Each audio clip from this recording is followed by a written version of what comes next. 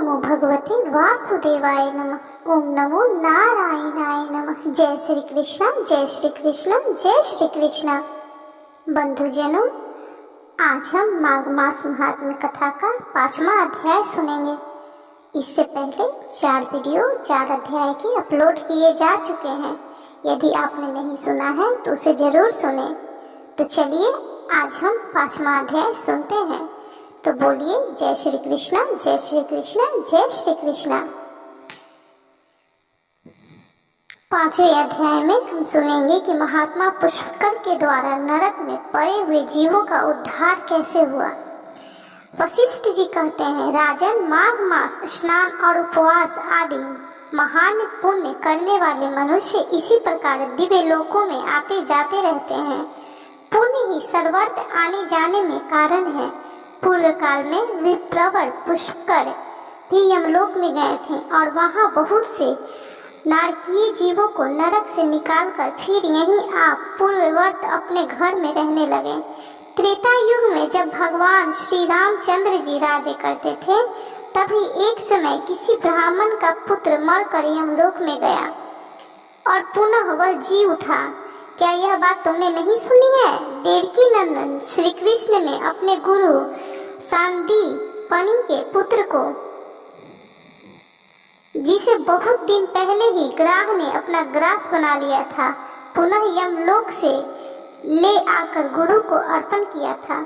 इसी प्रकार और भी कई मनुष्य यमलोक से लौट आए हैं। इस विषय में संदेह नहीं करना चाहिए।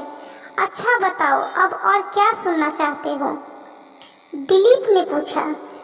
मुनिवर, हे ऋषिवर, पुष्कर नामक श्रेष्ठ ब्राह्मण कहाँ के रहने वाले थे?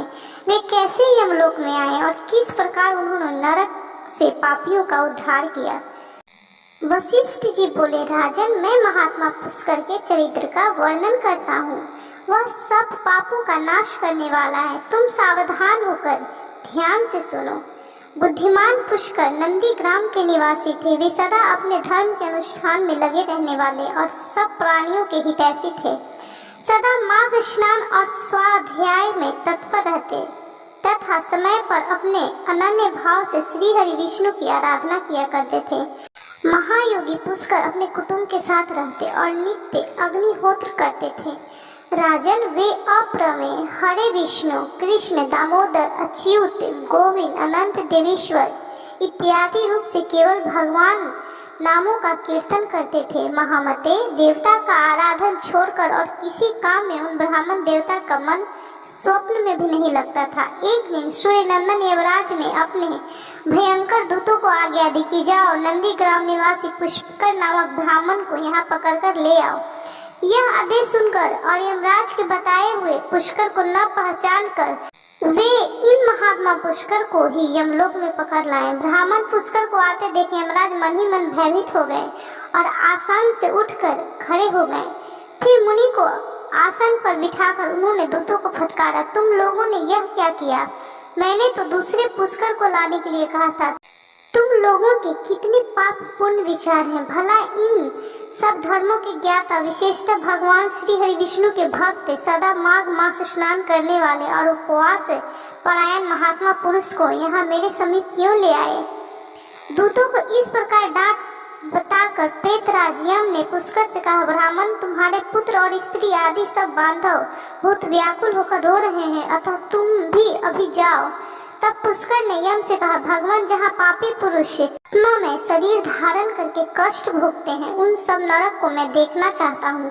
यह सुनकर सूर्य कुमार यम ने पुष्कर को सैकड़ों और हजारों नरक दिखलाए। पुष्कर ने देखा पापी जीव नरकों में पड़कर बड़ा कष्ट भोग रहे हैं। कोई सूली पर चढ़े हैं, किन्हीं को व्याघ्र खा रहा है जिससे वे अत्यंत दुखित हैं। कोई तपी हुई बालू पर जल रहा है, किन्हीं को कीड़े खा रहे हैं, कोई जलते हुए घड़े में डाल दिए गए हैं, कोई कीड़ों से पीड़ित है, कोई ऐसी पत्र वन में दौड़ रहे हैं जिससे उनके अंग छीन भिन्न हो रहे हैं, किन्हीं को आड़ों से चीरा जा रहा है, कोई कुल्हाड़ी से काटे जाते हैं, किन्हीं को खारी कीचड़ में कष्ट भोगना पड़ता है, किन्हीं को सुई चुभो कर गिराया जाता है और कोई सर्दी से पीड़ित हो रहे हैं।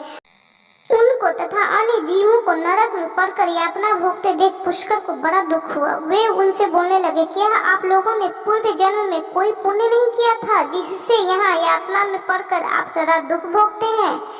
नरक के जीवों ने कहा, विप्रवर, हमने पृथ्वी पर कोई पुण्य नहीं किया था, इसी से इस यातना में पकड़कर जलते और बहुत कष्ट उठाते हैं।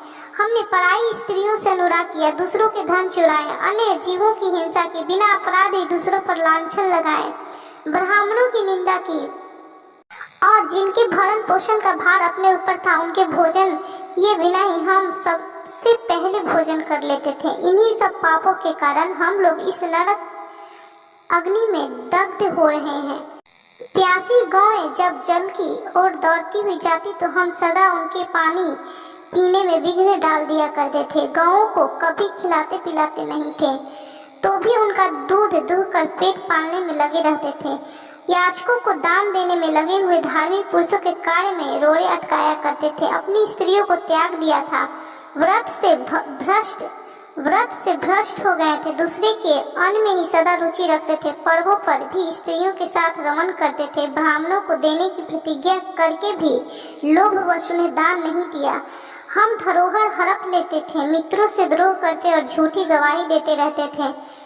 इन्हीं सब पापों के कारण आज हम दग्ध हो रहे हैं। पुष्कर ने कहा, क्या आप लोगों ने भगवान जनार्दन श्री हरि विष्णु की एक बार भी पूजा नहीं की? इसी से आप ऐसी भयानक दशा को पहुंचे हैं। जिन्होंने समस्त लोगों के स्वामी भगवान पुरुषोत्तम का पूजन किया है, उन मनुष्यों का मोक्ष तक का हो सकता है, फिर पाप क्षय की तो बात ही क्या है। प्रायः आप लोगों ने श्री पुरुषोत्तम के चरणों में मस्तक नहीं झुकाया है, इसी से आपको इस अत्यंत भयंकर नरक की प्राप्ति हुई है। अब यहाँ हाहाकार करने से क्या लाभ है? निरंतर भगवान श्री हरि का स्मरण कीजिए। वे श्री विष्णु समस्त पापों का नाश करने वाले हैं। मैं भी यहाँ जगदीश्वर के नामों का कीर्तन करता हूँ, वे नाम निश्चय ही आपका कल्याण करेंगे। नरक के जीवों ने कहा, हे ब्राह्मण, हमारा अंतःकरण अपवित्र है, हम अपने पाप से संतप्त हैं। ऐसे समय में आपके शरीर को छूकर बहने वाली वायु हमें परम आनंद प्राप्त करती है। धर्मात्मा, आप कुछ देर तक यहाँ ठहरिए, जिससे हम दुखी जीवों को क्षण भर भी तो सुख मिल सके। ब्राह्मण, आपके दर्शन से भी हमें बड़ा संतोष होता है। अहो, हम पापी जीवों पर भी आपकी कितनी दया है। यमराज ने कहा, धर्म के ज्ञाता पुष्कर, तुमने नरक देख लिए, अब जाओ। तुम्हारी पत्नी दुख और शोक में डूबकर रो रही है। पुष्कर बोले, भगवान, जब तक इन दुखी जीवों की आवाज कानों में पड़ती है तब तक कैसे जाऊं? जाने पर भी वहां मुझे क्या सुख मिलेगा? आपके किंकरों की मार खाकर जो आग में के ढेर में गिर रहे हैं, उन नरकीय जीवों की यह दिन रात की पुकार सुनिए। कितने ही जीवों के मुख से निकली हुई यह ध्वनि सुनाई देती है, हाय मुझे बचाओ, मेरी रक्षा करो, रक्षा करो। समस्त भूतों के आत्मा और सबके ईश्वर सर्वव्यापी श्री हरि की मैं नित्य आराधना करता हूँ। इस सत्य के प्रभाव से नरकीय जीव तत्काल मुक्त हो जाए। भगवान विष्णु सब में स्थित है और सब कुछ भगवान विष्णु में स्थित है। इस सत्य से नारकीय जीवों का तुरंत क्लेश छुटकारा हो जाए। हे कृष्ण, हे अच्युत, हे जगन्नाथ, हे हरे, हे विष्णु, हे जनार्दन, यहाँ नरक के भीतर यातना में पड़े हुए इन सब जीवों की रक्षा कीजिए। पुष्कर के द्वारा उच्चारित भगवान के नाम सुनकर वहाँ नरक में पड़े हुए सभी पापी तत्काल उससे छुटकारा पा गए। वे सब बड़ी प्रसन्नता के साथ पुष्कर से बोले, हे ब्राह्मण, हम नरक से मुक्त हो गए। इससे संसार में आपकी अनुपम कीर्ति का विस्तार हो। यमराज को भी इस घटना से बड़ा विस्मय हुआ। वे पुष्कर के पास जा प्रसन्नचित्त होकर वरदान के द्वारा उन्हें संतुष्ट करने लगे। वे बोले, धर्मात्मा, तुम पृथ्वी पर जाकर सदा वहीं रहो। तुम्हें और तुम्हारे सहृदय को भी मुझसे कोई भय नहीं है। जो मनुष्य तुम्हारे महात्म्य का प्रतिदिन स्मरण करेगा, उसे मेरी कृपा से अपमृत्यु का भय नहीं होगा। वशिष्ठ जी कहते हैं, यमराज यूं कहने पर पुष्कर पृथ्वी पर लौट आए और वहां पूरे वर्ष स्वस्थ हो भगवान मधुसूदन श्री हरि विष्णु की पूजा करते हुए रहने लगे। राजन, मेरे द्वारा कहे हुए महात्मा पुष्कर के इस महात्म्य को जो सुनता है उसके सारे पापों का नाश हो जाता है।